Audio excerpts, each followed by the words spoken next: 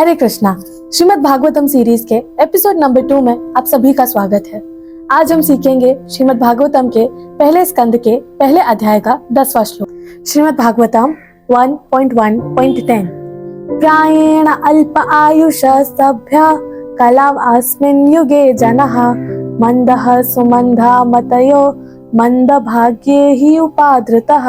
अर्थात हे विद्वान, इस कलयुग में मनुष्य प्रायः अल्पायु ही जीता है। वह झगड़ालू, आलसी, पथभ्रष्ट, भाग्यहीन और सबसे बढ़कर सदैव अशांत रहता है। इस श्लोक में हमें कलयुग और कलयुग के लोगों की क्वालिटीज के बारे में बताया गया है।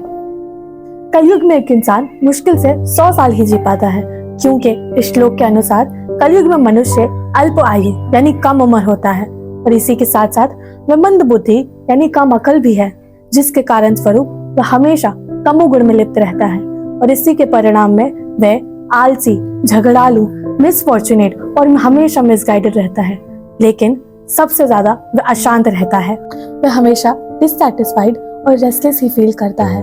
वो कभी भी किसी चीज से भी तुष्ट नहीं होता। फॉर इंस्टेंस, अगर उसके पास साइकिल है तो उसे बाइक की इच्छा होती है, अगर उसके पास बाइक है तो उसे कार की इच्छा होती है, और अगर उसके पास कार है तो उसे प्लेन में सफर की इच्छा होती है। और ये इच्छाओं का साइकिल कभी भी एंड नहीं होता। A person is never satisfied with what he have, but on the contrary, he wants something more and better than the previous one, and this cycle of wanting more is never ending. और सिर्फ इसी की वजह से वह हमेशा अशांत और डिससैटिस्फाइड फील करता है। लेकिन क्या इस अशांति से मुक्त होने का कोई सोल्यूशन नहीं है?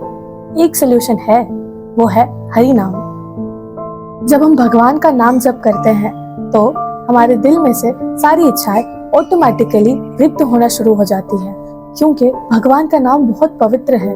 और जब ये हमारे कानों और मुख के द्वारा हमारे दिल तक पहुंचता है तो हमारे दिल में बसी सारी अशुद्ध इच्छाओं को ये आहिस्ता आहिस्ता खत्म करना शुरू कर देता है।